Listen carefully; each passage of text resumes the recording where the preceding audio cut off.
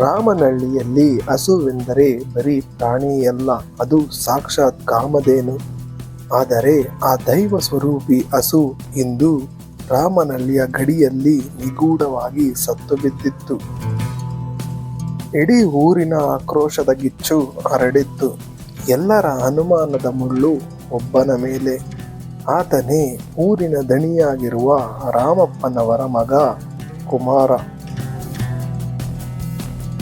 ಅಂದು ಕುಮಾರ ಕಾಡಿಗೆ ಬೇಟೆಗೆ ಹೋಗಿದ್ದ ಅನ್ನೋ ಒಂದೇ ಒಂದು ಕಾರಣಕ್ಕೆ ಇಡೀ ಊರು ಆತನನ್ನೇ ಹಂತಕ ಎಂದು ನಂಬಿತ್ತು.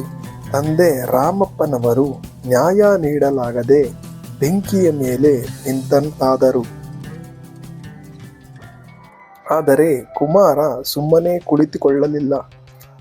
ಸತ್ತ ಹಸುವಿನ ಕಾಲುಗಳನ್ನು ಪರೀಕ್ಷಿಸಿದಾಗ ಬೆಚ್ಚಿಬಿಡಿಸುವ ಸಾಕ್ಷಿ ಸಿಕ್ಕಿತು.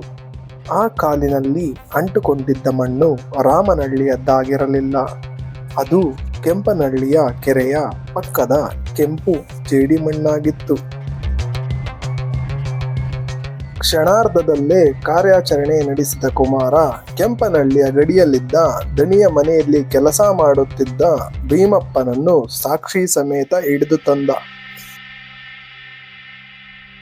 ನೆರೆಯ ಕೆಂಪನಹಳ್ಳಿಯ ದಣಿ ಮಲ್ಲಪ್ಪ ರಾಮನಹಳ್ಳಿಯ ನೆಮ್ಮದಿ ಹಾಳು ಮಾಡಲು ಹಸುವನ್ನು ಕೊಂದು ರಾತ್ರೋರಾತ್ರಿ ರಾಮನಹಳ್ಳಿಯ ಗಡಿಗೆ ತಂದು ಹಾಕಿದ.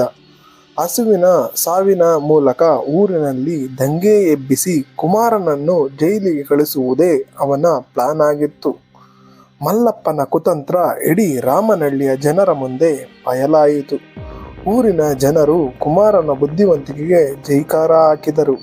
ಮಲ್ಲಪ್ಪನನ್ನು ಜೈಲಿಗೆ ಕಳಿಸಿದರು. ತನ್ನ ಮೇಲಿದ್ದ ಕಳಂಕವನ್ನು ತೊಳೆದು ಹಾಕಿ ಕೆಂಪನಹಳ್ಳಿಯ ಮಲ್ಲಪ್ಪನ ಮುಖವಾಡವನ್ನು ಕಳಚಿ ಈ ವೀರ ಕುಮಾರನ ಕತೆ ನಿಮಗಿಷ್ಟವಾದರೆ ಲೈಕ್ ಮಾಡಿ. ಇಂತಹ ಕತೆಗಳಿಗೆ ಈಗಲೇ ಸಬ್ಸ್ಕ್ರೈಬ್ ಮಾಡಿ.